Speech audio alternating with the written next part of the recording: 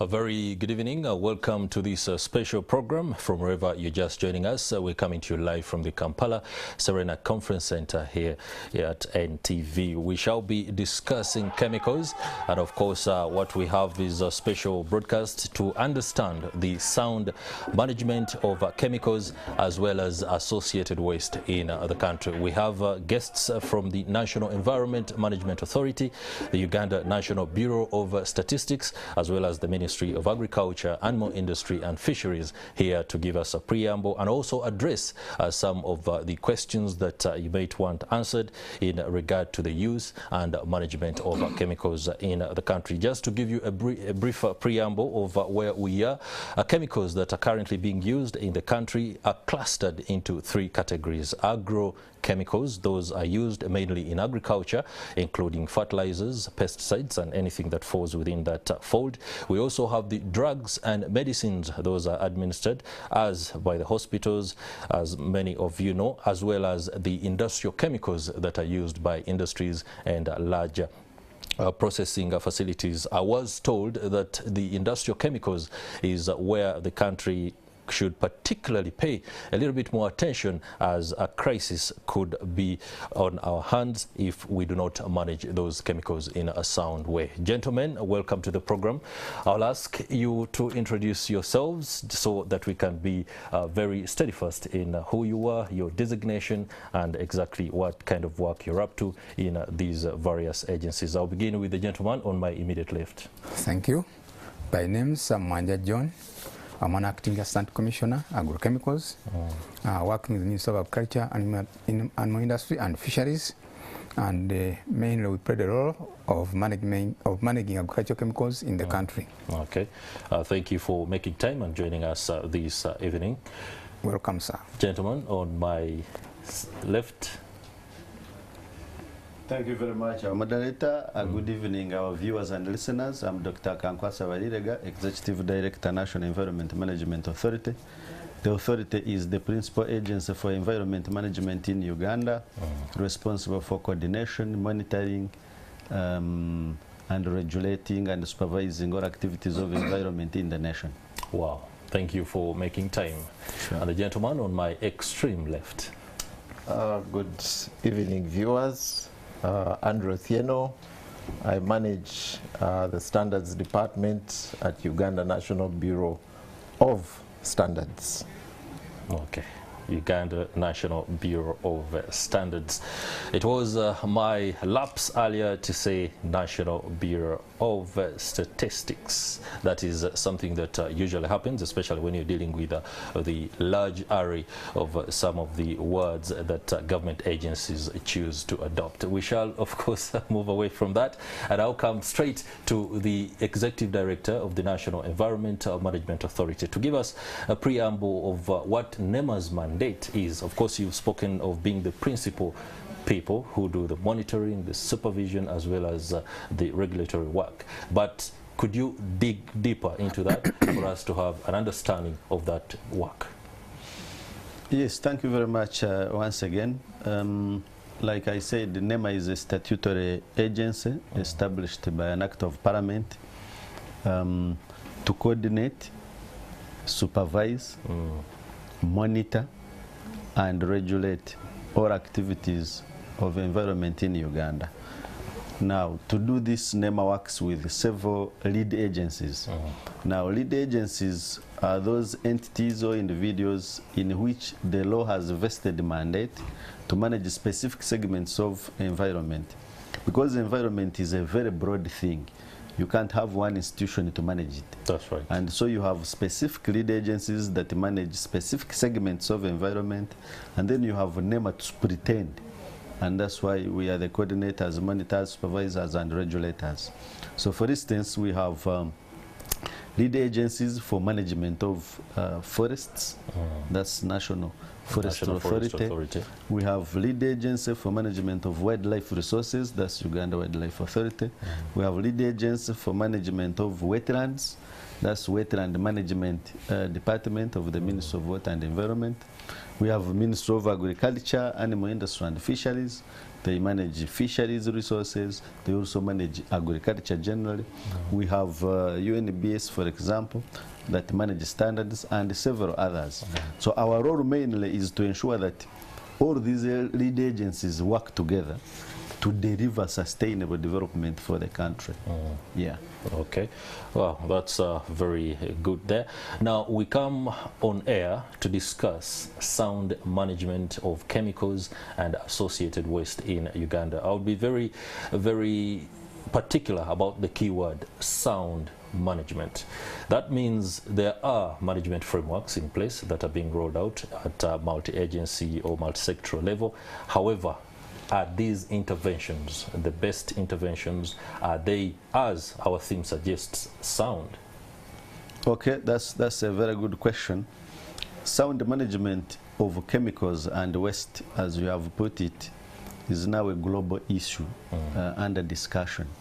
The world has reached unsustainable levels of chemical pollution, and so there is a global discussion now at global level to see what the world can do to arrest the situation that is running very fast out of hand. Plastic pollution is part of this discussion because plastics, by their nature, in their life cycle, they emit hydrocarbons and other chemicals, and so that results into the pollution of the earth. So the planet and all its inhabitants are at risk of chemical pollution if we do not arrest the situation very fast. And if you look at statistics from 1950, the chemicals in the environment have increased more than 50 times from 1950. Now, this increase is not corresponding with the effective management of the same. More chemicals are coming up on the market, more chemicals are being released into the environment, but the study, the management of safety of these chemicals has largely not matched the pace of development of these chemicals. Like you said, we have these chemicals in agriculture, things like fertilizers, things like herbicides for, killing weed and related matters, things like the spray used in your household, insecticides for killing, these small insects. But the detergent, the soap you use also at home, if it is not well disposed, it can be a big problem. Like you said, the biggest issue now is industrial chemicals. Now, industrial chemicals, agrochemicals have fairly been monitored for a long time. That's why we have even regulators. Medical related chemicals, we have a National Drug Authority. They monitor how they come in. Agriculture monitors agrochemicals. But industrial chemicals have remained largely unmonitored for the case of Uganda. Like I said, globally, chemical pollution is a big issue now, and the United Nations has actually now set in process a mechanism for negotiating an international treaty for management of chemicals like plastics. So that's how the problem is big. It's a global problem. So within Uganda, our biggest gap now within the legal and institutional framework has been largely management of industrial chemicals. These manufacturing companies, manufacturing of paints, for example, tanneries, these tannery industries for manufacturing your leather shoe that you are wearing, or industrial industrial processes result in release of chemicals. Things like refineries of oil and gas, they release chemicals. And the much worse part is that transportation and handling of these chemicals, if not well managed, will result in release of these chemicals into the environment. Now, when they get into the environment, they enter the food chain. When they enter the food chain, you and me will eat these chemicals, which will create more problems in our health. And you've seen escalating levels of cancers. We need to study more and see where could these cancers be coming from. One suspected area could be increased chemical pollution of our river streams, our lake streams, which will result in the fish taking up these chemicals. Fish is one organism that is known to bioaccumulate or bioconcentrate chemicals like heavy metals. There is a way God created the fish with the capability to amplify small quantities of chemicals like heavy metals to grow into, amplification, to grow into bigger quantities that can cause problems in human health. Now, can you be, how is that? Through consumption and then there is accumulation in their bodies? The fish will get smaller quantities of heavy metals, yes, but over time concentrates them. They are magnified and amplified, so that when you eat the fish, you get these chemicals into your body, and your body is not used to managing these chemicals, and so they become toxins to your body.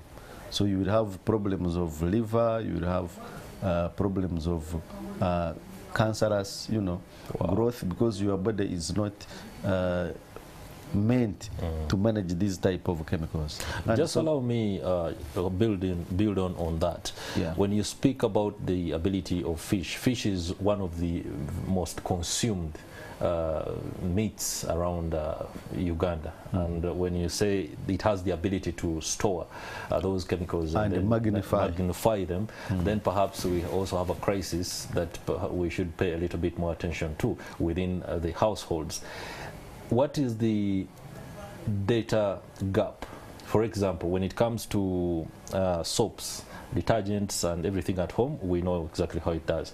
But is there a problem? We do not know how they're being stored, rather transported, then how they are supposed to be used. And then, as we say, for the fish, I'm afraid now to even be able to order for some fish, because the way you put it, it means that it perhaps should be shelved a little bit for some time until you give us the go-ahead that things are okay and that you're putting in place mechanisms. The issue is it's not only actually fish. If you use fertilizers, for example, they get into the soil. The crops that you grow will pick up these chemicals, so they will still be eaten and taken into the food chain. Wow. Now the magic is we should use safe fertilizers, for example, or safe herbicides. Safe in the way that they are able to disintegrate faster and get managed naturally by the environment. But there are those compounds that are persistent, which if they enter, when they enter the environment, they stay there for a long time. And these are the ones that we should be more worried about. But there are solutions to this. If you are a good fan of yams grown in wetlands, you will definitely, especially in Kampala, you will be a candidate of chemical pollution, because wetlands are reservoirs. They are sieves for pollutants. That's right. Now, if you grow your crops in that wetland, the crops are going to pick these pollutants and they will enter into the food chain and you eat them. So we should leave the wetlands for the purpose for which God created them for. To sieve those pollutants, manage them so that they don't get into the water bodies to enter the fish. So I am not scaring you not to eat fish. I'm only alerting you that we should protect our water bodies from pollution, so that we continue enjoying our fish without cancers and big worries. Wow, thank you very much. The standards body. Yes. You seem to be having a lot of work on your desk regarding ensuring standards and safety measures that are rolled out on some of these products that come into the country. Some of them are manufactured within the country. I do not know, when you listen to Mr. Akankwasa Barirega say what is arguably a very grim assessment of where we are, how scared are you and how urgent is it being treated at the standards body? Maybe before I get into that one, I just wanted to add on to what the doctor said. Okay, perfect. Also answering what you raised at the forefront, the sound management.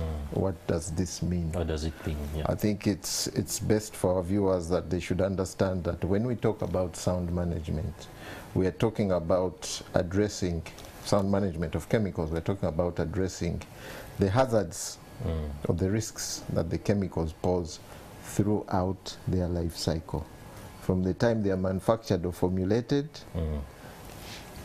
how they are stored, how they are used, how they are transported, how they are disposed of at the end of the day. And that is where the story of the fish and the yams comes in. If you don't handle them well throughout their life cycle, because they pose a hazard from the moment they are created to the time they are disposed of. So if the management is not good, if it is not sound, any one portion of that chain that is weak will lead to harm to the humans, or the environment, etc., etc. Now, NEMA's role has been clearly indicated. UNBS, we have a mandate to develop, promote, and enforce standards. And standards in the area that we are looking at are actually supporting policy, supporting legislation. Standards will also tell you how much of exposure to a chemical X is safe and how much is not safe. Because we cannot run away from the use of chemicals. We cannot run. We are here to use chemicals till we all perish. So standards, therefore, will tell us the extent to which we can interact with chemicals throughout their life cycle. Okay. How much can you dispose of into a lake that will not lead to the bioaccumulation? How much can you touch? How much can you ingest that will not cause you chronic or acute effects? So that is what standards is all about. Okay, that's interesting. Of course, then there is the question of whether actually managing that process soundly within the mandate of the standards body. I think the doctor clearly, and I think you touched on it as well, that for sound management of chemicals, we have to look at the entire life cycle. And in that entire life cycle, there are various players. Okay, and you would wish, first of all, to categorize those chemicals, because that is how the legislative and policy framework has been structured. That for agricultural chemicals, we have MAIF and the Agricultural Chemicals Board, who look at that entire life cycle. For the drugs, medicines, we have the National Drug Authority, who look at that entire life cycle for those section of chemicals. Now, for the industrial chemicals is where we have been lagging behind. And yet, with the oil industry that is coming up in the West, a lot of chemicals are going to be used, a lot of chemicals are going to be produced, a lot of chemicals are going to be transported, a lot of chemicals will need to be disposed, a lot of chemicals will need to be stored. How ready are we for those processes? So the sound management of industrial chemicals is something that is already a work in progress. We have a near finished legislative framework in place. We have the National Environment Act, which clearly indicates the need to address the sound management of those chemicals. We have draft regulations for sound management of chemicals that will soon be finalized to then be implemented by all the players with respect to industrial chemicals throughout, again, the entire life cycle, so that nothing is left. If you are an importer, there are requirements for you as an importer. you must be able to communicate, you must be able to label correctly, you must be able to transport safely. If you're a user, there are also requirements under those regulations. If you are disposing under those draft regulations, but also under the waste management regulations that are already in place, there is guidance to ensure that those activities are sound and that we do not negatively impact our environment, human health, etc. All right, the ED from National Environment Management Authority will be giving us a preamble on the legal framework on enforcement of some of these standards, whether there are actually laws in place and how they are being enforced. But before I give an opportunity to the gentleman from the Ministry of Agriculture, Animal Industry and Fisheries, the consumer seems to be neglected when it comes to the monitoring of the life cycle of these chemicals.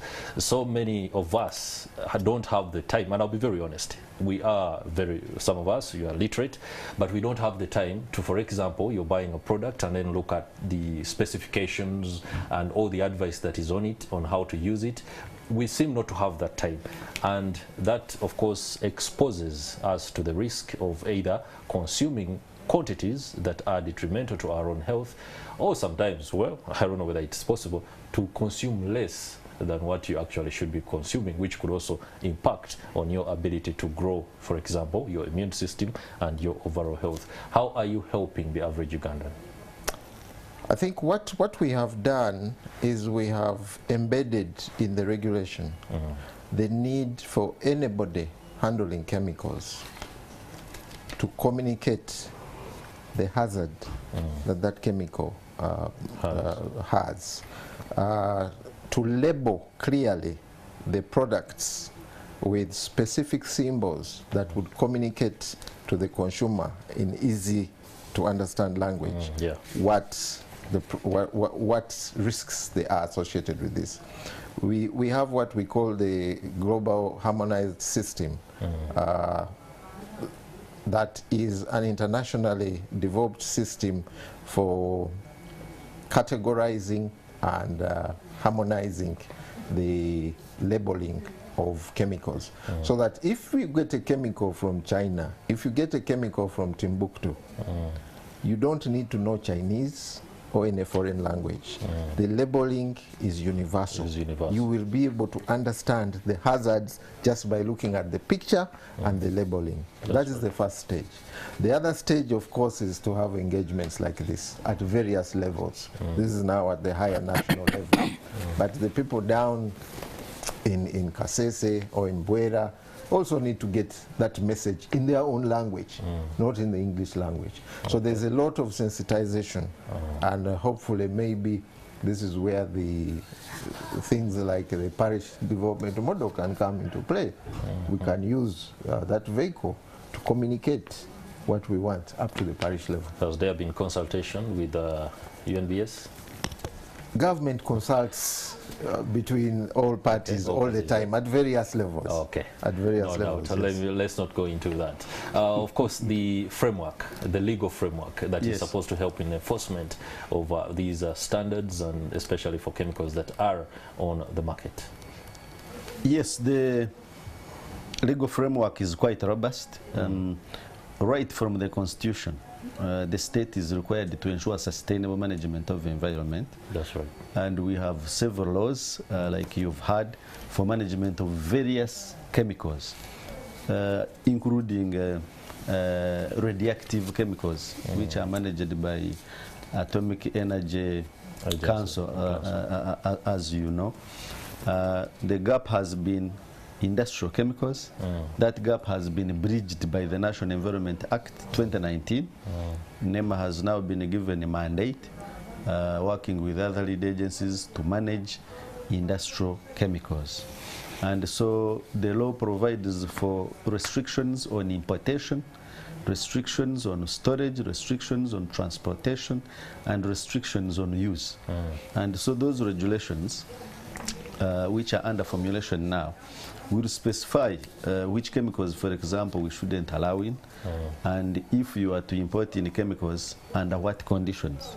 If you are to store or use chemicals, we shall guide you on how to use them safely, so that we protect you, the consumers, you were saying, because government is there to protect the citizens.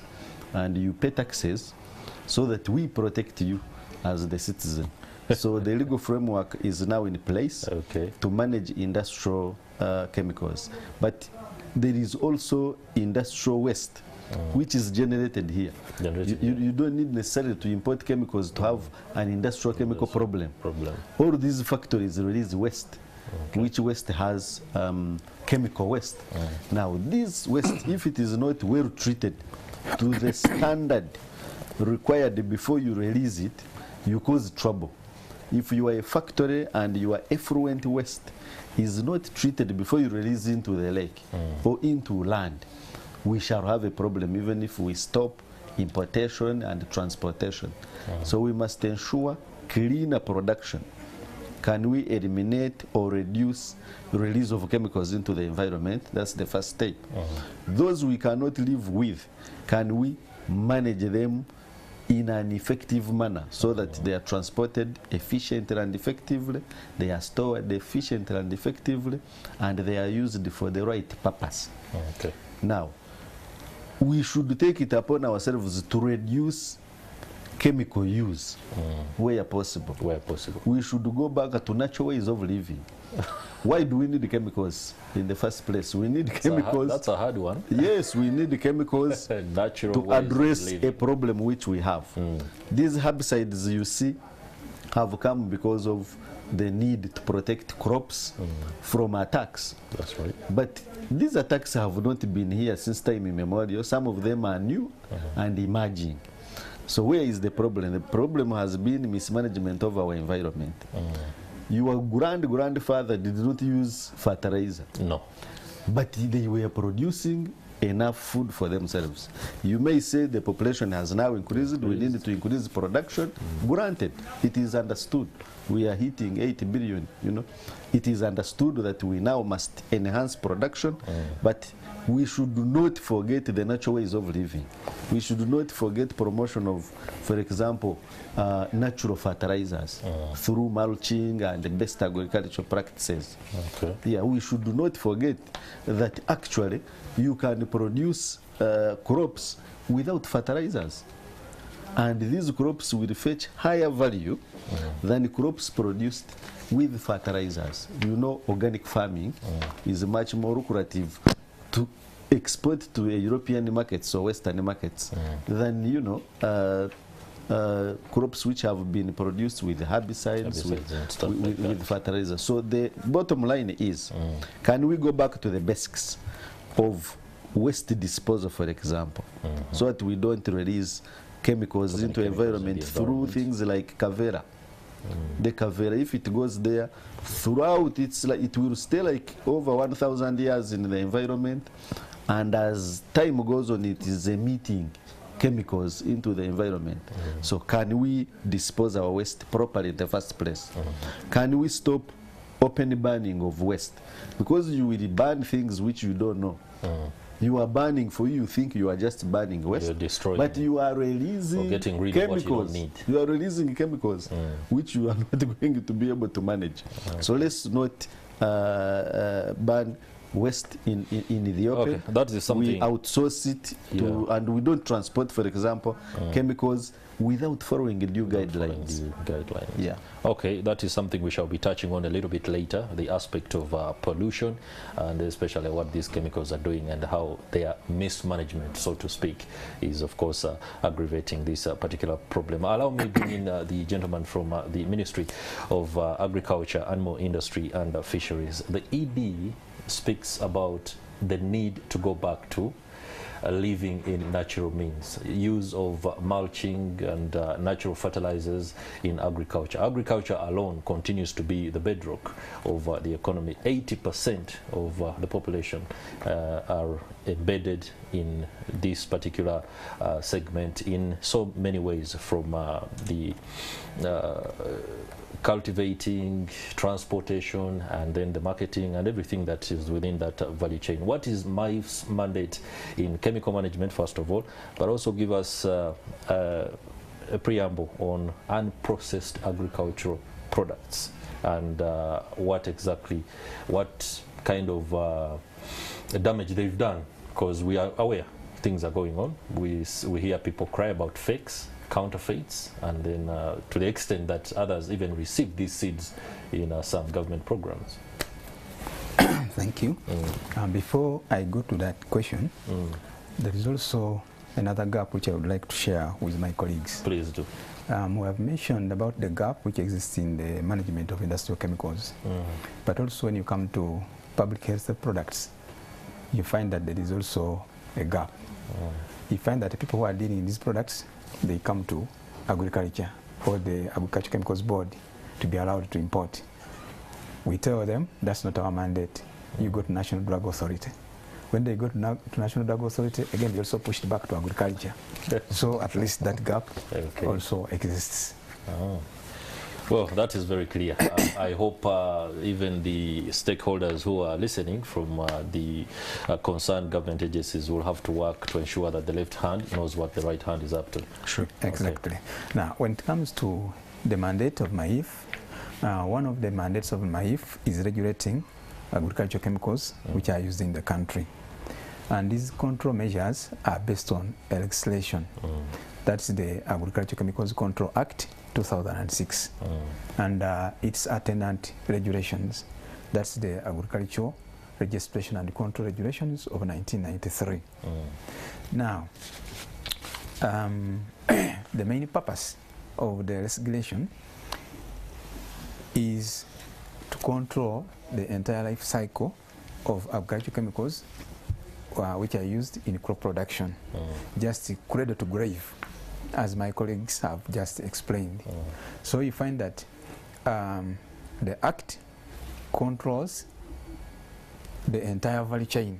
That's the production or manufacturing, the storage, the distribution, the trade in those products, the use, the importation, the exportation, and other related matters.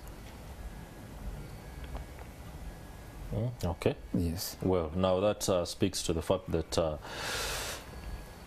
National Bureau of Standards must be on top of the game when it comes to ensuring that the agricultural products in the country are not only fake, they're not counterfeit, but they're also effective in doing some of this work, especially when it comes to improving agriculture. I know there are so many questions I need him to be able to rather give us his overview on, but they will be coming, no doubt about that. Just take us through agriculture. I personally have engaged with a few sector players, and every time you engage with them, they are complaining. Some of them are literally crying. You don't know what you're buying when you're going to buy some of these pesticides, the fertilizers, and everything around that particular dispensation. What is going on? Thank you.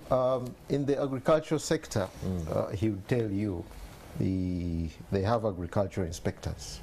Agricultural what? Inspectors. Inspectors. Who are supposed to ensure that, for example, what is coming in or what is manufactured meets the standard. That's right. So the standards have been defined. UNBS is a body that develops Uganda standards. Okay. It doesn't do it just as UNBS, but with the key stakeholders. We actually don't write any standards as UNBS.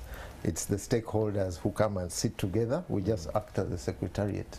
We give them the space, we give them the tea, the coffee, and the stakeholders with an interest in that subject matter determine what the standards are going to be. And then we take them through the formal process of making them Uganda standards and having them gazetted as such. Now for agrochemicals, because this is the question you asked, the body that is supposed now to enforce is Ministry of Agriculture, and he has already said they have the legislative framework in place. And what we have done with Ministry of Agriculture, excuse me, we have sat down and through the pre-export of verification of conformity to standards program, the PIVOC program, we have agreed that anybody who is exporting agrochemicals to Uganda will have them tested from the country of export. From the country of origin. Exactly, under the PIVOC program. And therefore that is to ascertain that indeed those products meet the requirements of the Uganda standard before they are imported into the country. Okay. And how effective is that? For example, if a product is coming from China, a certain part of China, given the reports that we do get of substandard products, I'm told China makes a whole range of products, including the very good, the moderate, and the ones apparently for the lesser markets, especially in the developing world. How do you tackle that issue? Thank you. The inspection of these products in the countries of export are undertaken by service providers contracted by government of Uganda, who are given the specifications of the Uganda standard against which the checks, the inspection and the testing of those products is carried out. So they do not test those products against the Chinese or other national standards, but against the Uganda standards. At this end back here, we normally monitor by taking routine samples of what is coming under the PIVOC program, taking to our laboratories and testing to ensure that the service providers are actually doing a good job. Okay. All right, so let's return to Ministry of Agriculture, Animal Industry and Fisheries. Earlier, as we got underway, we were scared when it was revealed that the fish has the ability to store and amplify some of these chemicals. We eat fish a lot, and of course when you go to Gaba and other landing sites, you can understand the gravity of the problem. The ministry, the Department of Fisheries and the Ministry of Agriculture, Animal Industry and Fisheries should be on top of the game. Where are we right now? What is being done to ensure that the crisis that is impending, as feared by the ED NEMA, is avoided? Thank you. Before I come to that, maybe also I can supplement on what he has just said about the PIVOC system. Perfect. Actually, it is a requirement which is placed on the import permit, because somebody to bring it, somebody to import these products into the country has to be permitted. Has to be permitted. And that product must have been registered. So that condition of a permit is emphasized on the import permit. And then also at the border, if he's not having the certificate of conformity, then he cannot be cleared to enter, for the consignment to enter the country. That's right. Yes. Okay. When it comes to the issue of protecting fish, just as he put it, it's about sound management of these chemicals, where we urge our farmers, especially those ones farming near water bodies, to desist from pouring residues of chemicals or chemicals in these water bodies. Because when they pour them in the water bodies, of course, the aquatic life will be in danger, and the fish, which you are talking about in particular, and maybe also the livestock, if they're using the water, and even us human beings, if we draw that water and we use it for our own consumption. Okay, thank you. Now, gentlemen, let's transition from what is now a very perfect picture painted of chemical use, chemical storage, chemical transportation, and the life cycle of these chemicals and how Ugandans are using them, and be specific on what they cause that we are grappling with. And first thing is pollution. the banning of some of these items, chemicals, by the various sector players, industrialists, retailers, is something that is of grave concern. The World Health Organization apparently recommends, the recommendations of the World Health Organization, we are falling short as far as Kampala metropolitan area is concerned. Nitrogen dioxides and oxides of sulfur, which are largely from anthropogenic sources, for example, transport and combustion, are on the rise. Studies of air quality, I am informed here in Kampala city during the lockdown imposed in 2020, indicated a slight reduction in pollutants, meaning that the more people we have, the more of the adverse consequences that we endure. Is it something that can inform policy formulation and perhaps govern enforcement in terms of fighting pollution? Yeah, sure. Yeah, as you've put it, pollution has many sources, and the pollution can be water pollution or land pollution or air. Now, what you are talking about, air pollution, is a big issue, which is caused mainly by industries again, releasing emissions, automobiles releasing emissions as well, and irresponsible disposal of waste. For example, open burning of waste and disposing single-use plastics, Kavera as you know it, or even these plastic bottles into the environment. These emit chemicals into the environment, thereby causing pollution. Now, during lockdown, of course, there was reduced traffic. So there was less production of emissions, both at industrial level, by the way, as well as automobiles transport. And at full capacity, air quality for Kampala has been found in some cases to be 3 times bad than the WHO recommended levels of what we call the particulate matter, which is the measure for air quality. In some instances, air quality in Kampala is the 2nd worst in Africa. Ours? Ours, yes. It is 2nd worst in Africa. We've had measurements of air quality index of up to 156, 129. Now, the recommended maximum for WHO of air quality index is 100. Anything above 100 indicates that you are in a red zone. Red meaning it is dangerous to human health. To human health. And so if you see increased levels of respiratory diseases, don't overthink about the source. It is about... Don't confuse it with COVID. Yes. Because sometimes COVID is gone. Like we've had a big problem in schools of coughs, persistent coughs, when COVID had already gone. The health specialists will tell us, but WHO indicates that the world loses 9 million people annually to respiratory diseases related to air pollution. 9 million. Now, that is higher a number than the COVID death combined. So the problem is not COVID. The problem is much here. Can we turn back to living in harmony with nature, so that we can live at peace with the environment? And like I said, we can do this by being responsible in waste disposal. Don't throw that Kavera there. Don't even use it if you can. Can we convert, for example, our packaging from plastic water bottles and beverages back to bottles, glass bottles? Kenya has gone back to glass bottles. Rwanda has gone back to glass bottles, as you know.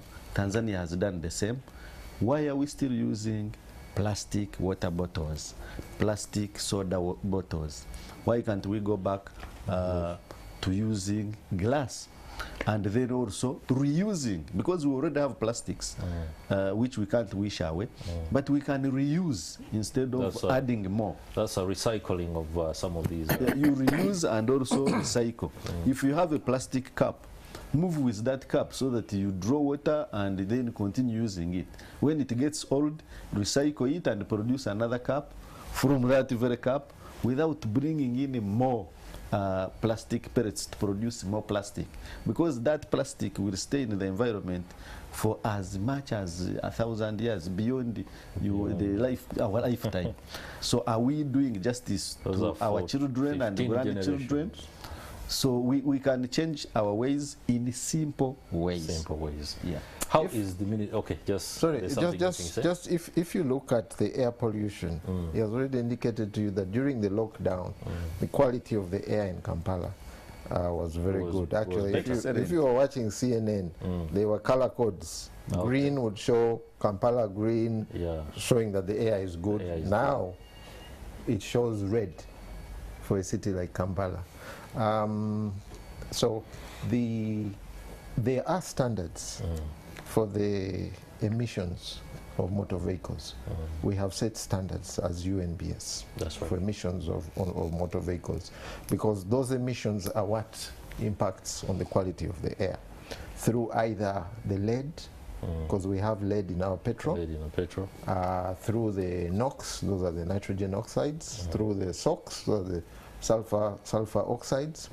Those go into the air that we breathe. So we have standards for those. Now, if, like Kampala, we have jams.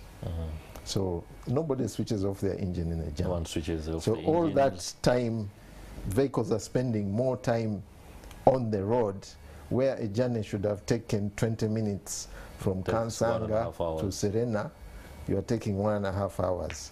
So instead of releasing your emissions for 20 minutes to move from Kansanga to Serena, you are meeting for 2 hours. So that is a big problem. But when you look at chemicals, you need to understand that they present hazards in 3 areas. One can be a physical hazard. It can be a chemical that can cause fire. It can be a chemical that is corrosive, like the acids. People use acids to settle scores. It can be a chemical that is highly oxidizing. The other hazards that chemicals pose are health hazards. Now, this is where the human body is affected. You may not be able to produce. Your genes may be altered. You may get cancer through exposure to carcinogenic chemicals. So they are the physical hazards, but they're also the health hazards. Then, of course, we have already talked about the aquatic hazards, where anything that goes into our water bodies is going to affect the fish that we rely on, etc., etc. So those are the categories of hazards presented by chemicals. And so when government decides that motor vehicles that should come to Uganda should have a certain maximum age, they're trying to address that issue of air pollution. So there are many interventions that can be used. Once the standards are there, then you see, okay, now how do we implement such an intervention? So when they say you cannot import a car that is older than 10 years, it's because of the knowledge that many of those old cars do not have what we call catalytic converters that are able to address, mitigate. That calls for a rollout of comprehensive information to be able to inform the public so that they can know exactly why some of these policies are implemented. Because at the end of the day, the politics of the day could influence and make them think it is exactly why these policies are being made. Let me come to Lake Victoria and what the Ministry of Agriculture is doing, especially the Fisheries Department, to ensure that the pollution that seeps into the lake from Portobello, Gaba and all the other areas on the shores of Lake Victoria, when you go by, you can see green algae. It's a very sore sight. And most of the time when you think about the fact that some of the products, the organisms that are within the water is what you're going to consume, you might not want to consume these products, especially the fish when it comes. What is the Fisheries Department doing about water management, especially when it comes to controlling how much effluent or how much waste is disposed? There are some people, for example, who look around and when they see no authority, They dump stuff into the lake. What are you doing about those ones? In the section of fisheries, there are also inspectors there who monitor the activities of the people who are in that industry. And what we are doing is mainly awareness creation. We try to show them the effects of those activities in terms of health and even economically. That's right. Yeah, and we encourage them to desist from such activities. You simply stop at encouraging them?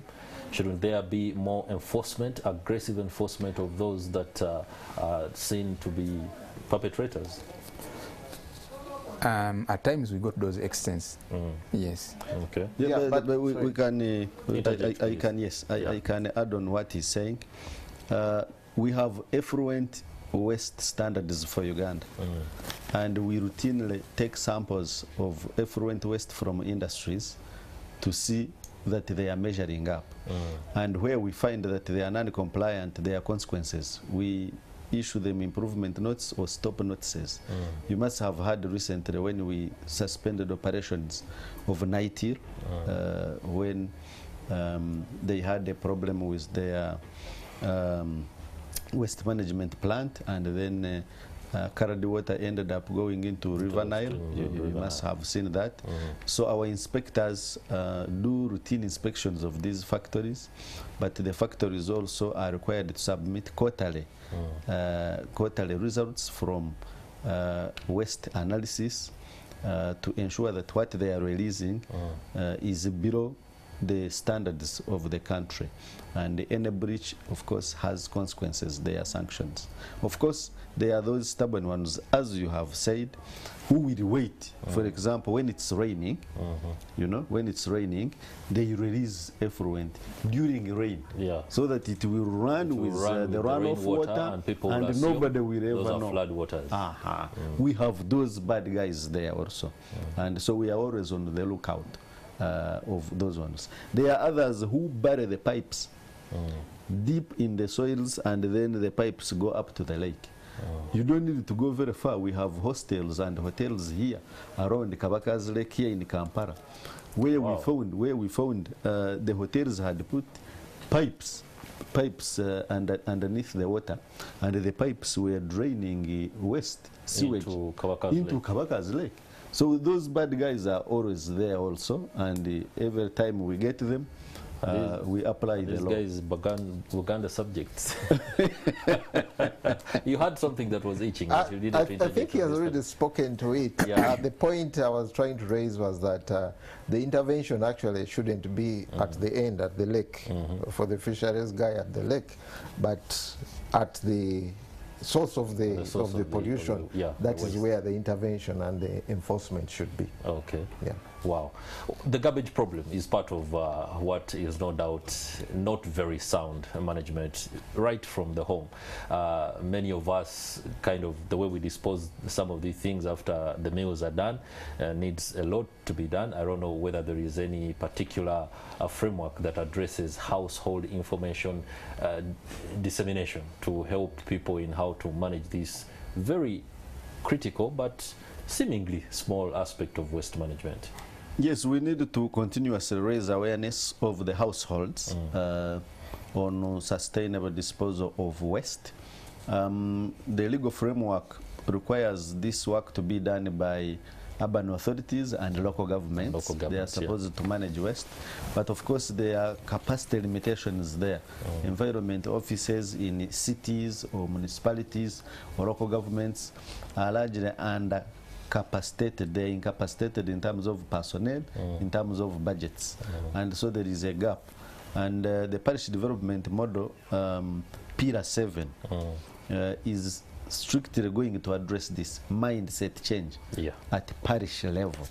So we shall be able to package information, working with the local governments and urban authorities, and we take this information down to the parish, so that a household should know how many meters should my toilet be from the home, where should my this katandaro, you remember the katandaro edge where you put your plates and utensils after washing them, and then where should your compost be, the compost to dispose waste, the distance from your household, and how should the compost be.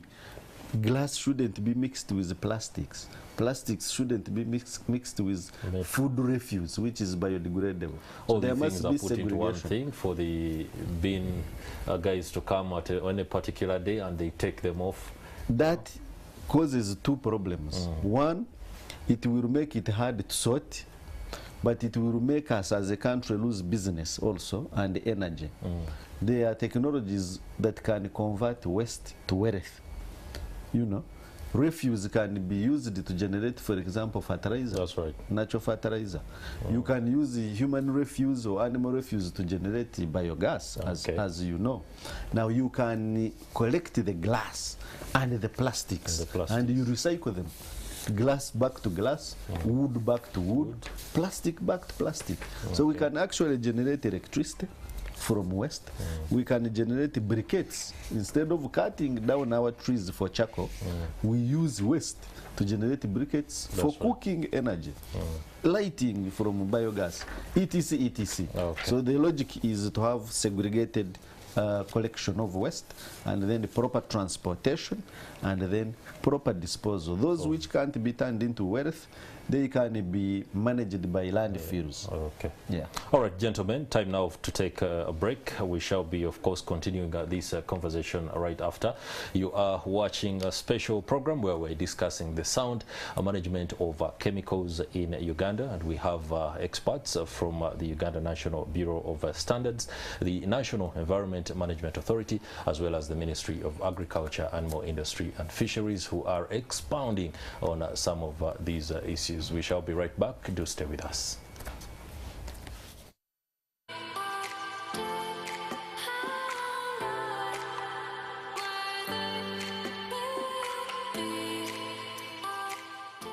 Oh, we're glad you're still with us. You are watching a special program where we are discussing sound management of chemicals and associated waste in Uganda. For those that are just joining us, welcome on board.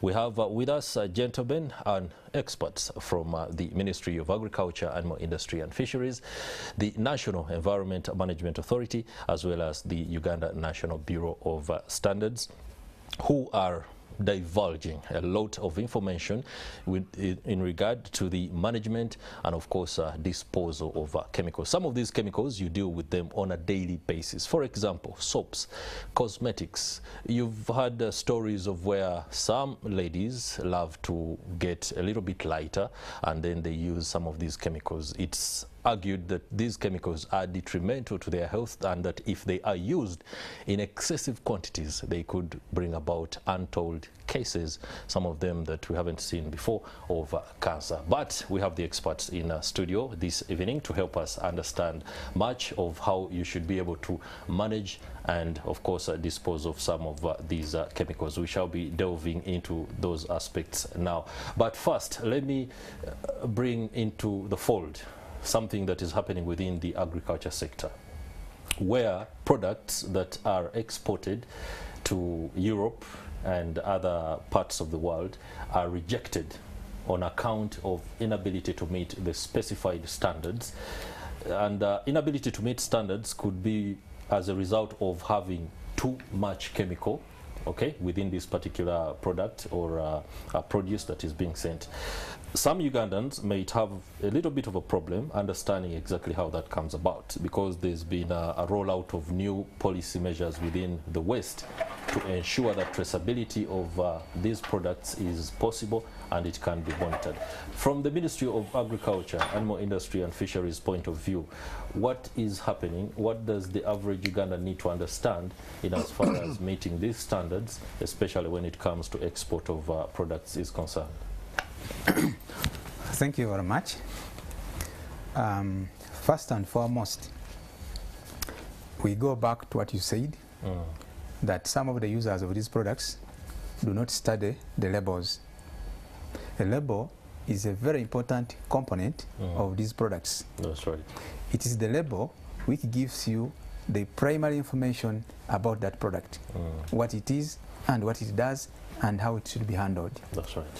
It is the label which tells you which crop and which pests the product should be applied on. And it further tells you the dosage to be applied and at what interval. It is the label which tells you how you should handle that product in order to protect yourself as the applicator and also to protect the environment. Still, it is the label which tells you the pre-entry interval, the application interval, and the pre-harvest interval. Wow. Among other informations. I mean among other information which is provided by the label. By the label. Now, what could be happening to some of our farmers is that they are carrying out what we would say bad practices.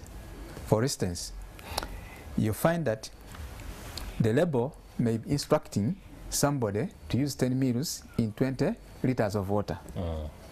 But the farmer or the user goes ahead to double the dose or even to triple the dose or even to go beyond that, with the thinking that if he makes something which is very concentrated, it will give an immediate knockdown of the target.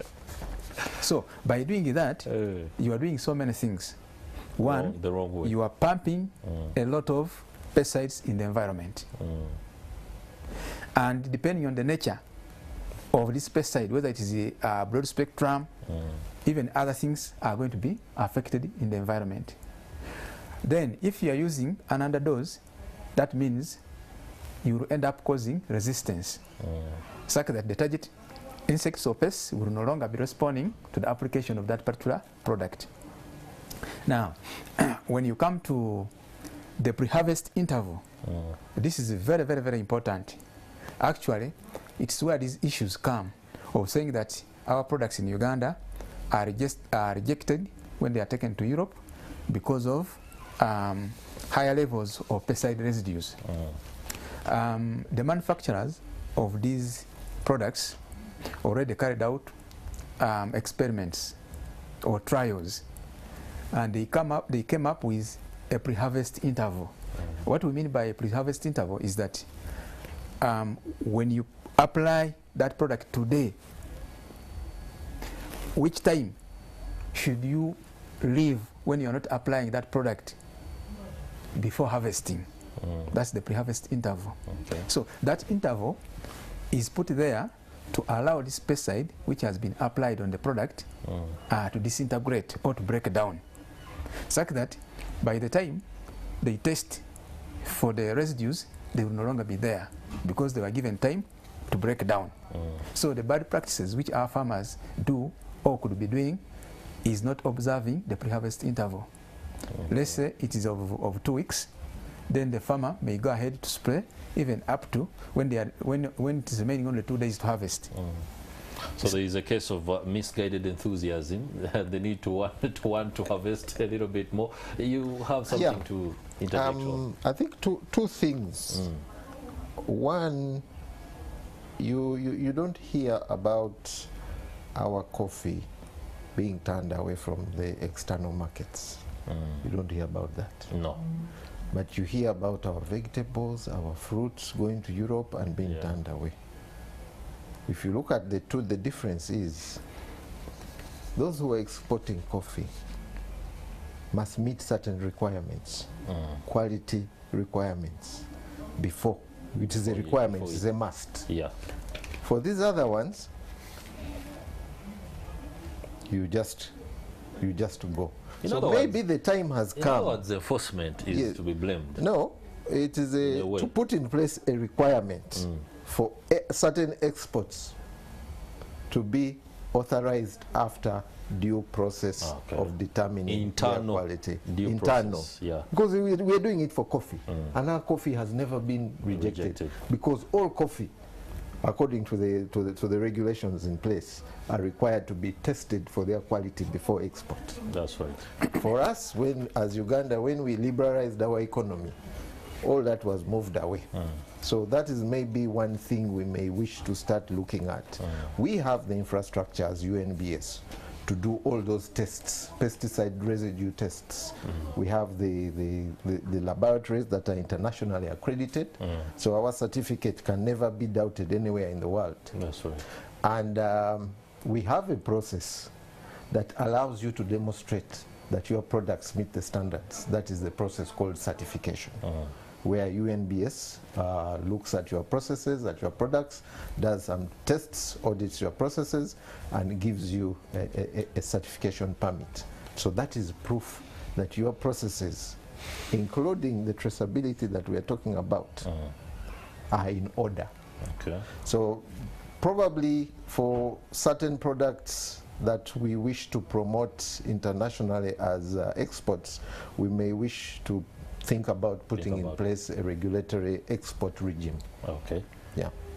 Do you agree entirely with the submissions by the gentleman from the Minister of Agriculture and the standards body?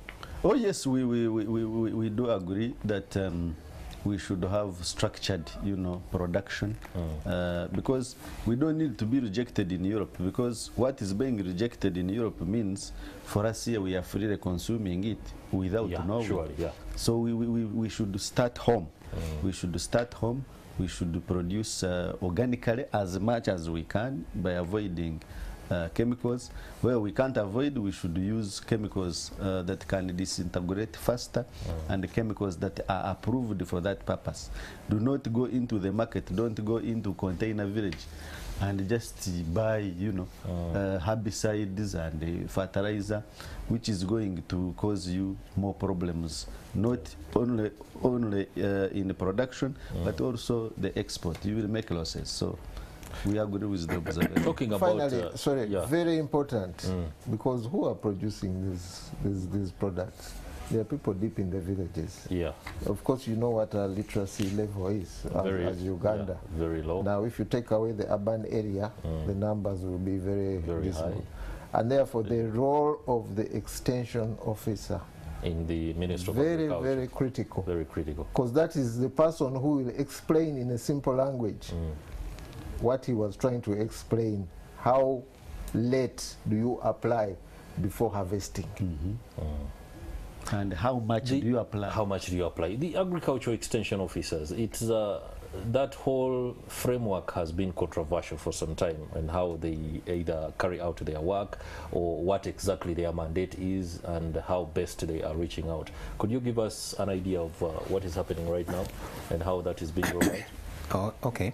Maybe before I come to that, I was looking at the bad practices. The bad practices. And one of the worst bad practices is where farmers, after harvesting, again they apply chemicals, which is not true. I mean, which is not right. After harvesting? After harvesting. Okay.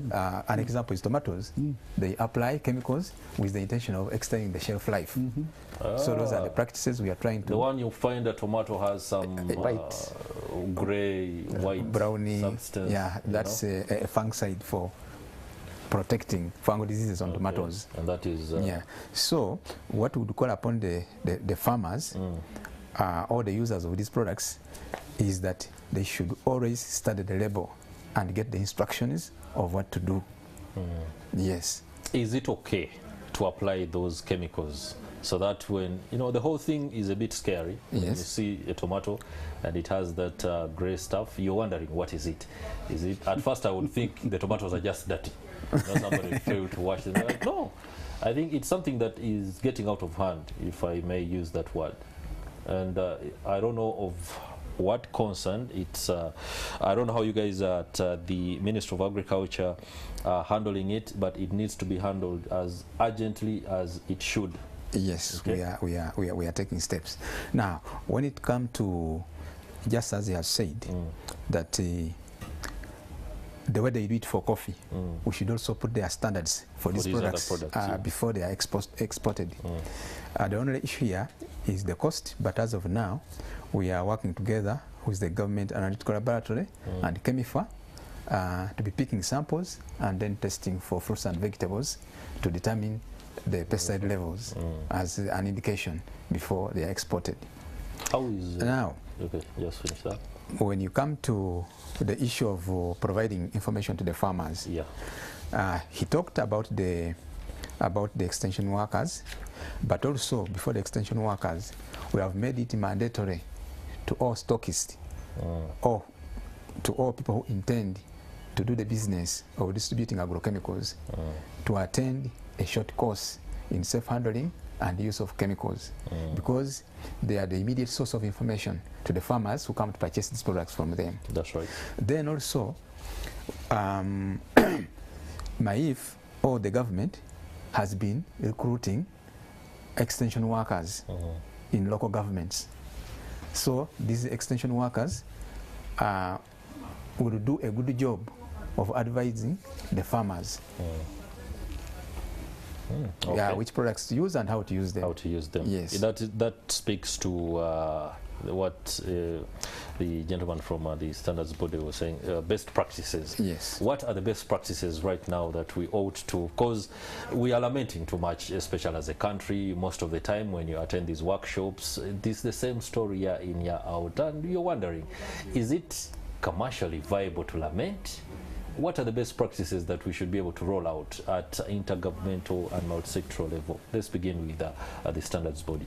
I think if for example, we remain with the theme that we are discussing, chemicals and agriculture, I think Mr. Mwanje hinted on it. Yeah. So what we call good agricultural practices, he called it GAP. Now those are guidelines that guide a farmer on how to go through the various processes, right from the procurement of certified seed, because seed should only be sold through certified entities. Otherwise you get these seeds that do not germinate. But as Ugandans, we buy anything from anywhere. It is the price that The price, helps us we make seem to our want decision. the cheaper things. Through how the crop is grown and cared for, the entire process, including how you harvest and post-harvest handling. Because if you look at things like, excuse me, maize, most of the issues with maize are related to aflatoxin. The problem starts with the farmer down. How does he dry his maize before he sells it to an aggregator? Okay. That is where the aflatoxin comes from, not at the end of the chain when someone is trying to cross with the 3 trucks of maize to Busia, Kenya. Okay. So good agricultural practices, we have codes of practice. We have, all these have been written into standards and available. I think the next stage should be now to translate them into local languages, and simplify them for ease of understanding at the local level. Okay, before the ED at National Environment Management Authority gives us his overview on best practices, that the holistic nature of how this can be rolled out, let me just go back in history to the Ministry of Agriculture and talk about the storage of produce. When you're driving along, for example, the Tirinyi Road as you're going to Mbale, you find ladies who spread cassava and some other products on the road. Now, one would say that is tarmac, and perhaps it's cleaner than the average ground. But it means if they are putting those products on the tarmac, they are probably doing the same at home. Now, at home, it is typical ground where somebody sweeps so that there is less sand or dust, but at the end of the day there is still soil, and in the process of picking up this product later when it begins raining, that is if somebody is at home when the rain begins, it means so much is picked up. The storage facilities within the country or around the country, I don't know whether there is a new dispensation that is different from the boards that used to do a lot of bringing in products from various farmers so they can store for them and help them spread it. How are we at, or rather where are we in this particular aspect of produce and storage? Of course, what they do is not the right thing, because at the end of the day, it will have so many impurities. Yeah, very such that it's not a pure product, let's say whether seed for maize or what. But that one is being handled by the Grain Council. Grain? Yes. Grain Council? Yes. Okay. They educate There are suppliers, those ones who buy from the villages, then they take to the Grains Council for processing and then for exporting wherever they go. Yeah. Okay, so the Green Council is doing that particular work. Yes. How about you, Mr. Doctor? But maybe before Doctor, the gap which he has talked of, actually, if somebody practices good agricultural practices, it is even easy for traceability, both from the garden up to Europe, where the products are going, and also even from Europe back to the garden. Back to the garden. Yes. Are you helping the illiterate ones with the mechanisms to do bookkeeping, documentation? Is there any form of help, or it is a case of please, please, please, please? We are conducting trainings, especially to farmers who are dealing in vegetables and fruits. That's good. Yes. Okay. Dr. Kankwasa Baridega. Yes. In my view, we need to take a multi-pronged approach. We need the best practices for reverting ourselves to living in harmony with the nature. Wow. That's one approach. Before we talk about sound management. Sound management. So I will start with the living in harmony with the nature, using nature-based solutions. The reason we need most of these chemicals is either to, especially in agriculture, is to enhance production.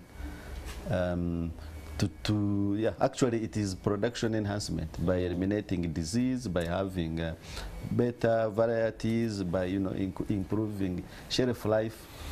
So the bottom line is increasing production. Now we can increase production by restoring the natural capacity of the planet to produce. To produce. Yes. And the best practices like mulching, like I said earlier, soil conservation. If you do, for example, terracing, so that there is no runoff and minerals can be retained by the soil, you will not need a lot of fertilizers to replace the minerals that were washed away by runoff of the water. If you have your banana plantation and you have trenches, that trenches will trap the water. It will also trap the minerals from running away.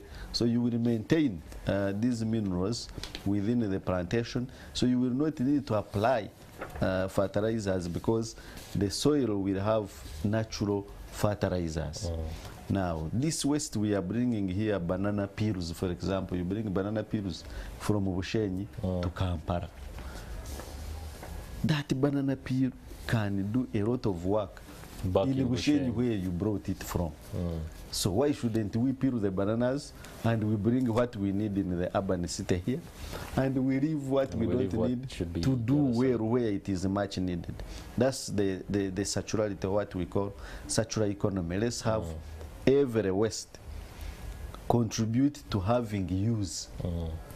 Now that way we shall reduce how much chemicals we are going to add. Yeah. But we can also restore the planet by practicing forestry, for example. We are crying of air pollution. Before we reduce the number of cars, before we improve before we cut the number of years of the vehicles, all those are important. But can we plant trees?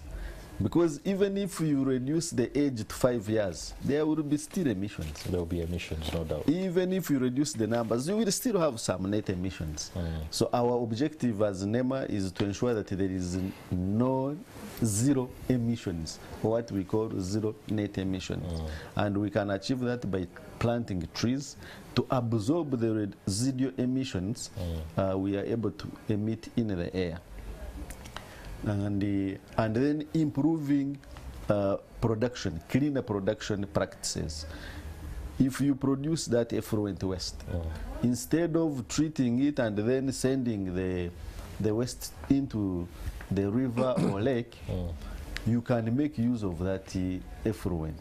You treat it to the maximum and quality standard where you can reuse that water. That way you have a cyclical production process. There is nothing you are sending, to the soil or to the water. You treat it to the point where the wastewater is reusable again, and then you use that water in that industry again. That cyclical kind of resource use is very, very important. Now, the residual or things which we may not prevent, if we conserve our wetlands properly, the wetlands will trap the residual chemicals before they get into the water and the rivers. So instead of conserving our wetlands, for us we are putting mansions in the wetlands, we are replacing the wetlands into urban areas and then inviting flooding, and the flooding is enhancing and exacerbating the pollutant runoff into the rivers and lakes. So allow me throw the spotlight on that issue with regard to monitoring of the usage and encroachment on wetlands. Yes. NEMA finds itself in a spot of bother. Yes. You do identify that this is a particular problem that is going on. You are the regulator, you must be able to enforce, but many times we've had reports, for example, where some developers and industrialists have gone on to fill wetlands, and NEMA has neither come out strongly nor shown that it's doing something about it. What is the problem? There are issues of capacity at NEMA, as we shall as we shall discuss. But effective September 2nd September 2021, NEMA suspended the issuance of permits and the environment and social impact assessment certificates for developments in wetlands. So we have put a stop. We have come to terms with the reality that enough damage has been done. Let's stop the damage and we start from there. Is the police in on this? The police is in. We have police. Of course, it's inadequate, but we shall enhance the numbers and equipments, and if possible, we shall get supplemental enforcement support from the Uganda People's Defense Forces. There's also the environment police. Yeah, we have environment police, but the numbers are not adequate. On the subject of the wetlands, I just wanted to indicate that some wetlands are seasonal. In the dry season, you pass there, and there's not a drop of water you are seeing. But that doesn't mean it's not a wetland. That's the character of basins. During the dry season, you can literally drive around and play around. So very important, and I think he may speak about this. One of the activities is to demarcate the wetlands. You see how UNRWA demarcates the road reserve on all the major roads with their there's a point within which you should operate. Even if you do, you know that there is a what? It is costly, but it is an indication to whoever is trying to backfill that what you are doing is you're encroaching. Does the inability to do that fall under lack of capacity? Well, largely the question of demarcation, marking, and the gazettement of wetlands, that process is going on. Some areas have already been mapped and marked. You must have seen some wetlands with those pillars, white pillars written on MWE. So the mapping and the demarcation of wetlands is already ongoing. It is a process that is ongoing, and soon you will be seeing gazettement of specific boundaries of each wetland, and then the pillars will be placed. So that's a process that is ongoing. The speed is not as good because of limited resources. Otherwise, the speed would be much faster. Okay, Mr. Othieno from the standards body, let's finish that conversation about best practices so that we can transition into medical waste. Yeah, standards actually, apart from defining the fit for purpose specifications for products, they also define best practices. And in many cases, these come out as codes of practice. That's right. We have a number of codes of practice that have been developed, and we are actually now moving away, for example, from product-specific standards to coming up with standards that address an entire value chain. If you are looking at maize grain, you don't only want to come up with a standard for that final product, the maize grain. You want to start from the farm level, from the good agricultural practices. So have a standard that addresses each of those stages: post-harvest handling, transportation, storage, up to the maize grain, and then even processing of that maize grain. So we are moving away from product-specific standards to standards that address the entire value chain. Okay, and how does the work around taking from within the market the flood of fakes and counterfeits play into that? UNBS, as I indicated at the beginning, we have a mandate: standards development, standards promotion, standards enforcement. We move into the enforcement arena when there is no clear government entity mandated. Okay. Where we have, for example, Ministry of Agriculture handling agricultural chemicals, we leave them to enforce that area. Yeah. So all these other areas where there is no government entity mandated, we move in there. And we do it by looking at what is being imported, and we have an imports inspection department with inspectors who are stationed at each of the entry points. For what is in our market that is either locally produced, locally manufactured, or what is not seen at importation, we have a market surveillance department whose work is to go around the country and look at the marketplace, identify what does not meet the standard, and remove that from the marketplace. It's not an easy job. Yeah. Because that. Uganda is, you know, from one corner of the country to the other, you would need probably about 800 market surveillance inspectors. I can tell you we probably have only about 32 market surveillance inspectors. That's a grim. To man our borders, the border entry points, where customs has about 750 customs officers. UNBS, who is supposed to be at the same border points that is manned by customs, we have 70 inspectors, border point inspectors. So that just shows the kind of pressure and lack of human resource or boots on the ground, so to speak, that we have. But we do not sit back and lament. We have introduced interventions, largely leveraging on ICT. So if, for example, you are an importer and you are declaring to customs your goods, you do it electronically on the customs platform called a Secure World. And what happens is we have built into that electronic system the ability for the system to tell UNBS that there is somebody bringing in a product that is covered by a standard that needs to be looked at. And even after you have paid the customs taxes, customs will not be able to release that consignment from the customs point without UNBS doing its release. So we do this under what we call an electronic single window.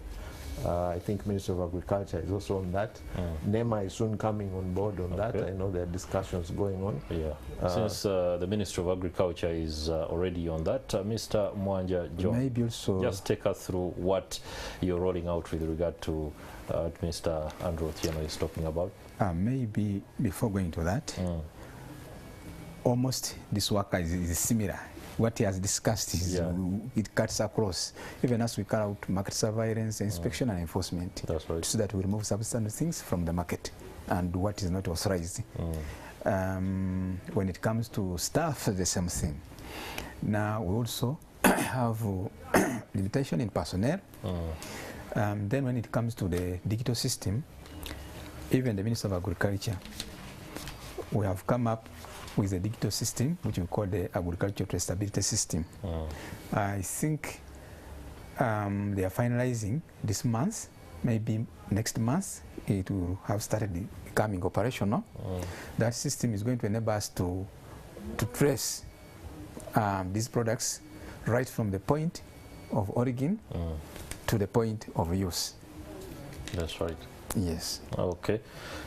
Well, it very much looks like what UNBS is doing is pretty much in tandem with what the Ministry of Agriculture is doing.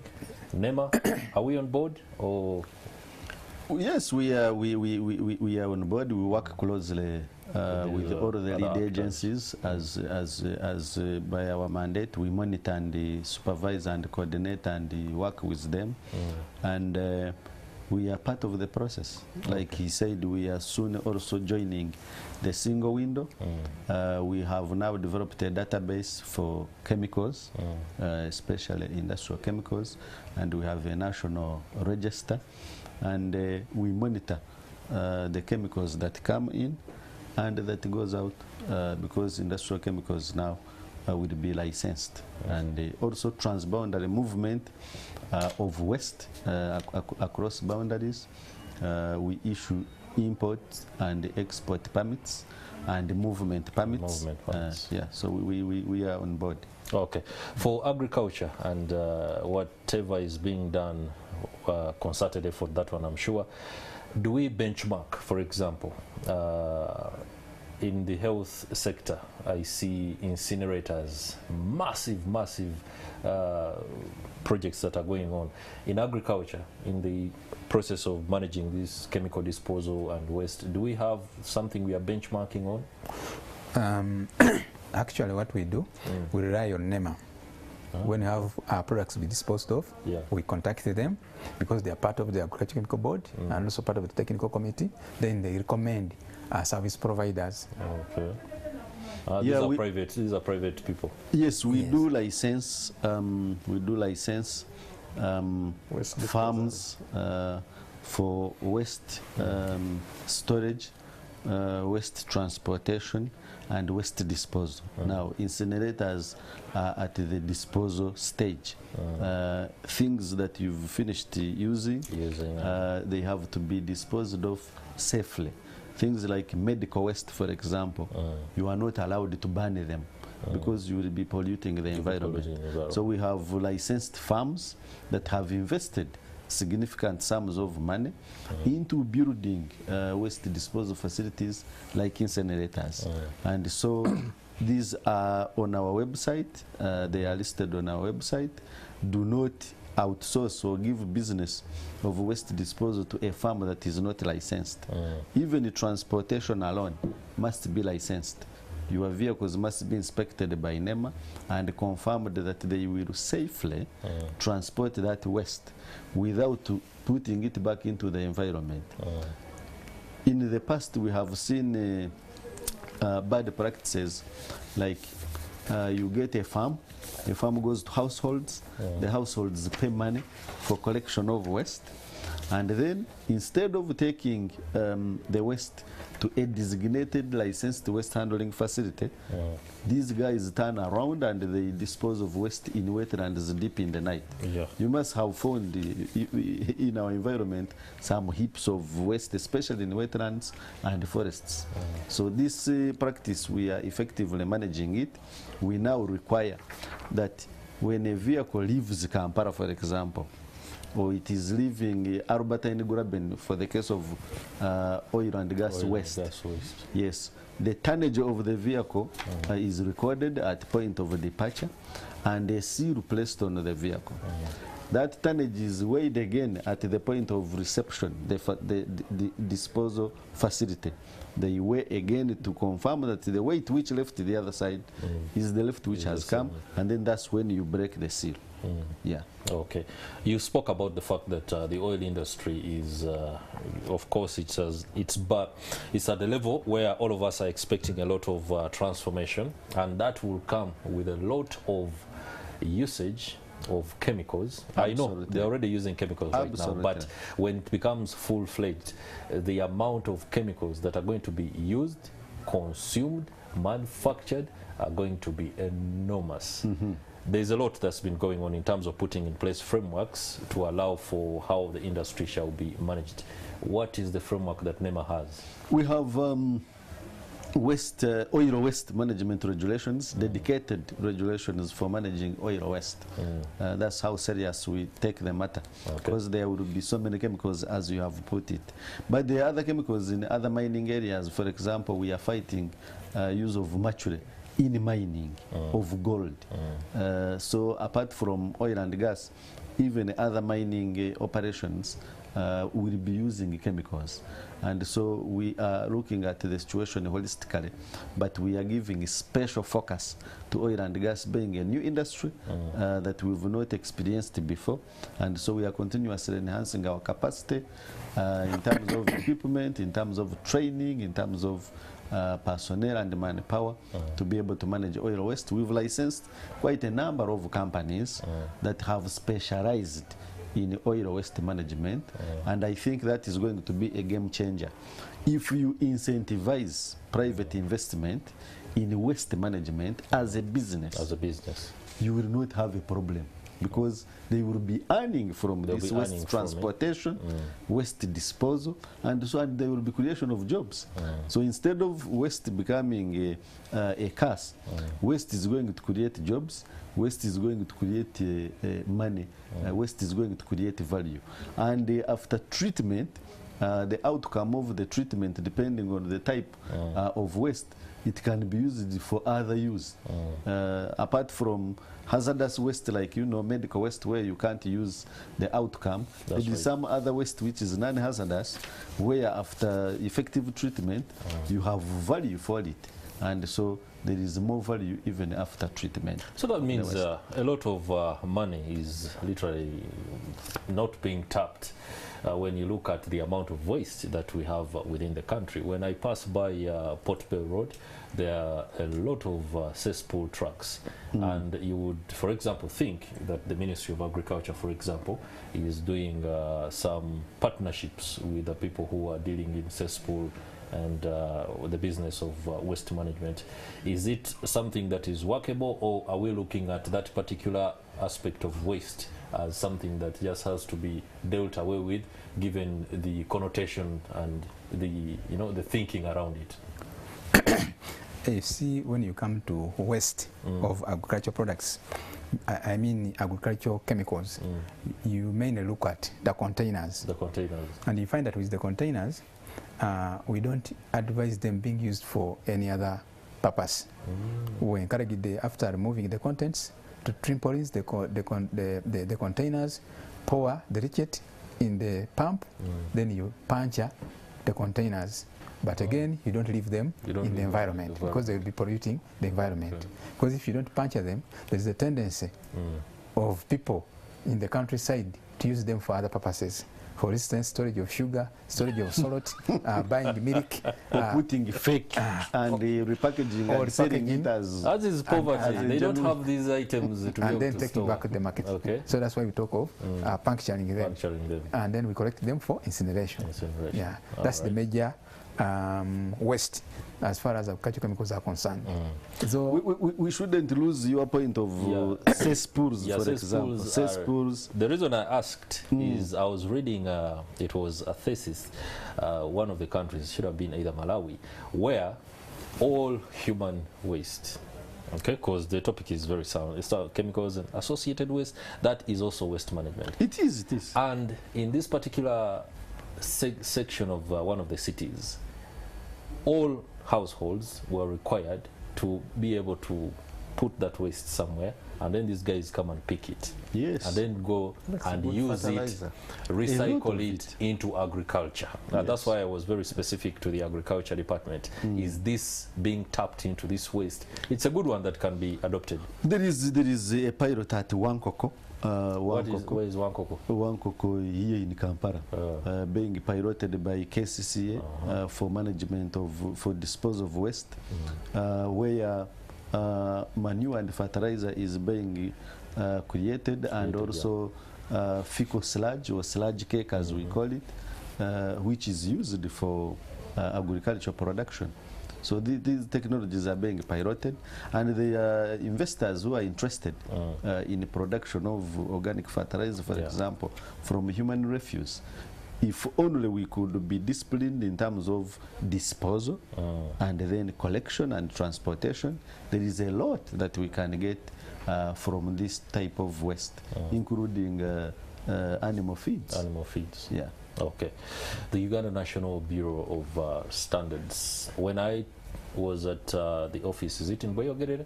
Yes. It's a massive structure, a facility that has the latest technologies in terms of laboratories and how to be able to set and see whether standards are being observed by the people, especially business retailers and importers, so to speak. Across the country, don't we need more of these facilities so that people don't necessarily have to come to Kampala, or you don't have to grapple with rolling out teams that have to find accommodation, offices where to sit and use their laptops, how to put their machines wherever they want to put them? It would be something that would roll out a better management framework to be able to address some of these concerns. Yeah, absolutely. Over the last 3 years, the Bureau has been decentralizing its services outside of Kampala. We have regional offices in Jinja, in Mbale, in Lira, in Gulu, in Mbarara. We have acquired land in the industrial park in Mbarara for purposes of building quality supportive infrastructure, laboratories. The same as in the industrial park in Mbale. UIA has been gracious enough to give us land. So we are spreading our footprint. We are decentralizing to take the services closer to the people. It may not be going at the speed that we want, but at least we have already started on that journey. That's right. Yeah. I would love to delve a little bit more into NEMA and what is being done specifically to ensure some of these practices are met, especially the best practices. Many times environmental protection and of course chemical and associated waste management is very integral, has been a very contentious issue. The politics of the day and even the economics of the day. People have a lot of reservations when it comes to looking at it from the holistic point of view, where health is also something that is considered. NEMA could be looking at the regulatory monitoring and supervising some of these aspects without addressing the mindset change issue. I see many government agencies looking increasingly to address mindset change. Does NEMA have a framework or a campaign that seeks first and foremost, before you swoop in, to address the issue of mindset change? Yeah, we use two approaches, which is carrot and stick. Okay. Yeah, we have what we call compliance assistance mechanism, where we come to you and help you to comply with the environment. If you are an industry, we come to you and offer you free technical advice on how you can improve, for example, production and efficiency without damaging the environment. To limit waste. Yeah, I can give you an example. Cement factories used to lose a lot of cement through escape into the atmosphere. You would go to, say, Hima, and you find the trees which have leaves that are white, because trees were attracting limestone and the clinker along the production chain, so cement was being lost on the way. Now that was creating serious air pollution, and we had respiratory problems in the area because of those fine particles in the air. Now, when you come and discuss with the cement factory that you see, you are causing damage to environment here, but you're also losing money. You're also losing money. Because instead of 100 bags, you are creating 80 bags. 80 bags. So they will seal the production cycle or channel, and you will have zero escape. Now you will increase production for the cement factory and also save nature, So we have that type of service, compliance, assistance. We come and show you how you can benefit more. Because when you do things sustainably, the beneficiary is not only the environment. It is a must. If you do cleaner production, if you do sustainable management, you are a net beneficiary.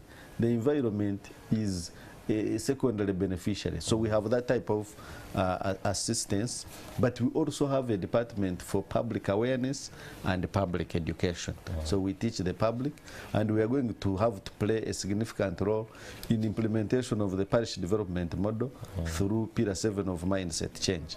Now, when we teach you and we show you how to do it, and then you remain adamant, that's when we bring now the stick. That's when we come to enforce. We come and arrest you or suspend operations of your factory. But we don't pride in doing this because it disrupts business. And we want economic transformation. We want jobs. We want revenue. We want income for the country. So we are more interested in compliance assistance to you so that you benefit and the environment benefits. That's our vision. But of course we have limitations both in terms of personnel, in terms of budget. And that seems to be cross-cutting. It's a big issue. The government should be able to work on that. I can give you an example. Noise has become now a very, very serious pollution issue following the lifting of the lockdown. We receive numerous complaints of about excessive noise. We have noise standards for Uganda, but we have only 2 inspectors to manage noise in the whole country. In the whole country? Yes. 2 inspectors? 2 inspectors. Kampala alone, we receive not less than 50 incidences on a daily basis of noise. Now you have to go, take measurements, see that they are above or below the standards, confiscate machines, give compliance assistance for people to soundproof, etc. So staffing is a big issue. It's not only NEMA, it's a general problem. I can go to National Forestry Authority. I always use it as an example. We have 506 Central Forest Reserves gazetted to manage in Uganda, to be managed in Uganda. The total workforce of National Forestry Authority is less than 400. The number of forest reserves is 506. Wow. The total number of staff is less than 400, meaning that even if you send only one person per Central Forest Reserve, including drivers, secretaries, accountants, and ED himself, you will still not cover the number of forest reserves. So just to demonstrate the capacity problem. So environment is not going because government agencies are incompetent to manage the environment.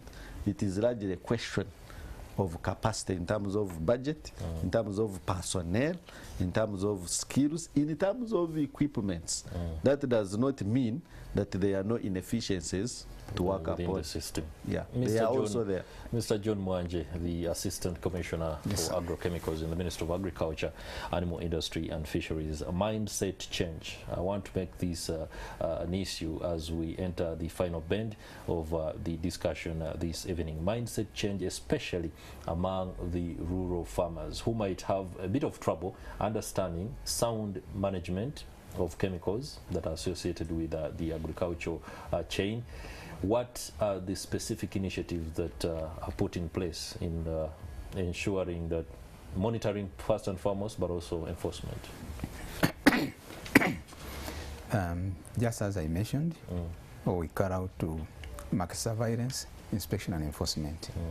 But in addition to that, I talked of the mandatory course which all stockists are supposed to undergo in proper handling and use of the products, because they're the immediate source of information to the farmers who come to buy these products from them. Then also we train district staff, local government, so that they also train their farmers in the different districts. Trainers of trainers. Yes. Then also working together with CropLife. CropLife is the apex body for the importers of agricultural chemicals in the country. We have trained 400 spray service providers. Spray service providers. They are trained how to use these products, to take precautions, not harm the environment, and even livestock and the human beings, so they can be hired to spray for other people. And they are spread all over the country. Okay. Then of course also we are planning to call out massive campaigns where we are going to equip the farmers to be able, for instance, to detect substandard products, and also giving them ways how they could address such points. For instance, we encourage them that whenever they are buying, let them be given a receipt. Okay. So that if the product is not effective, then we You start. can always go back and, yes, but if somebody has not been provided with a receipt, it is easy for the seller to deny, to say that this product didn't come from me. Okay. Then of course we have also ensured that we license these people who are in this work, of course the stocks, the importers, so that it is easy to call out tracing in case of any complaints. That's right. Or other issues which arise. Okay. And then also of course we ensure that only registered products are allowed into the country. Gentlemen, the discussion and the debate on sound management of chemicals and associated waste in Uganda can take us an entire week if we discuss and be able to hammer out just about everything in terms of the nitty-gritty. However, as your parting shot, Mr. Andrew Othieno from the Uganda National Bureau of Standards, the issue of container village and other areas where some of these chemicals are sold is some people say container village is not well managed, but UNBS knows whatever is going on there.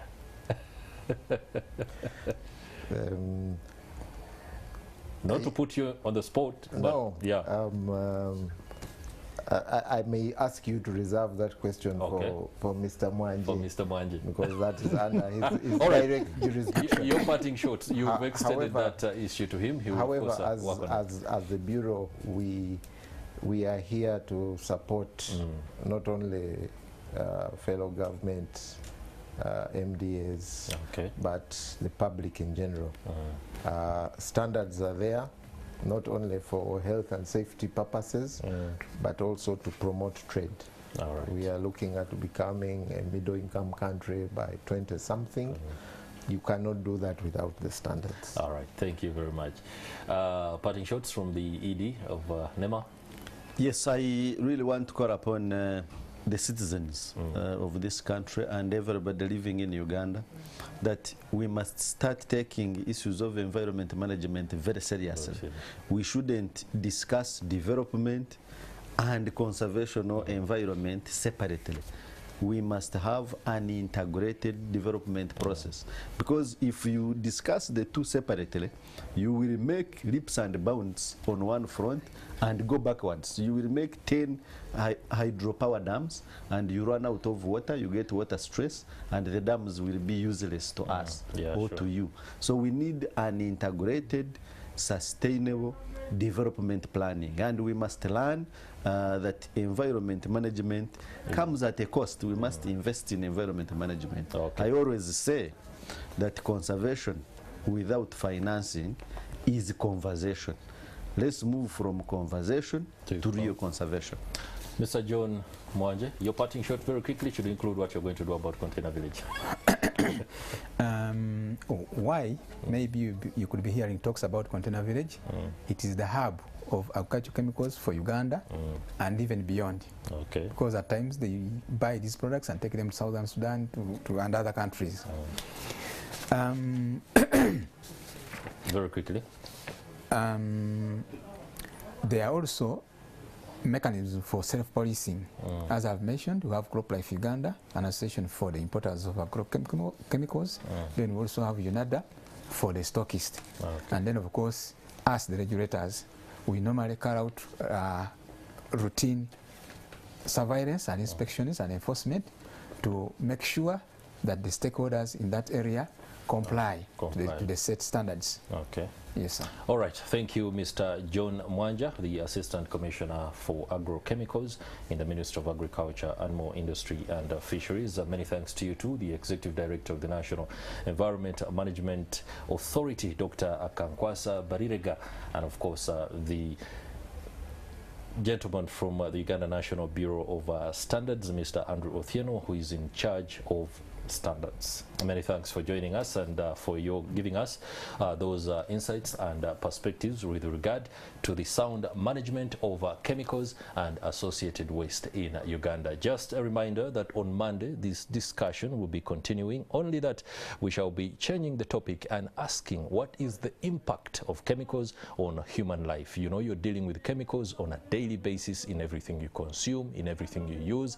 Some of it is deliberate, some of it you simply find yourself within the environment in which some of these chemicals are concentrated. And of course you will want to know and understand how and of course what you can do to be able to ensure that you do not catch some of these very ugly cancers that are popping up within the country and across the world. That's it for this discussion on sound management of chemicals and associated waste in Uganda. I've been your host, Chris Higenyi.